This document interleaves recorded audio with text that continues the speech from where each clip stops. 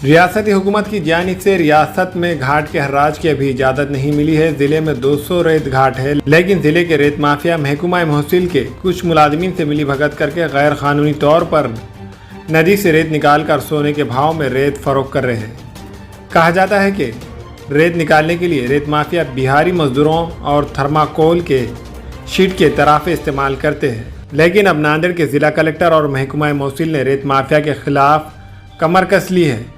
ये भी कहा जाता है कि ज़िले में रेत माफिया गैर कानूनी तौर पर नदियों से रेत निकाल कर मालामाल होते जा रहे हैं, तो इधर तामीरी काम करने वाले रेत के लिए परेशान नज़र आ रहे हैं।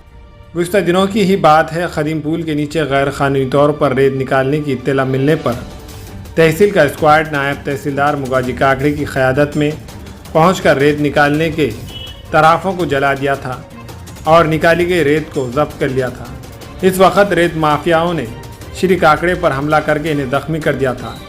इस वाक़े के बाद ज़िला कलेक्टर ने ज़िले के रेत माफियाओं के ख़िलाफ़ सख्त कार्रवाई का फ़ैसला लिया और महकमा महसूल, बल्दिया उज़्मा और पुलिस मुलाजमीन पर मुश्तमिल एक स्क्वाड तश्कील दिया जो 24 घंटे चौकस रहेगा, रेत माफियाओं के ख़िलाफ़ सख्त कार्रवाई करेगा। इस ताल्लुक़ से नांदेड़ के एसपी श्री शिवाड़े का कहना है कि जब महकमा महसूल की जानिब से पुलिस बंदोबस्त मांगा जाएगा, बंदोबस्त दिया जाएगा। अगर रेत माफिया स्क्वाड पर हमला करने की कोशिश करता है तो इनके साथ सख्ती से निपटा जाएगा।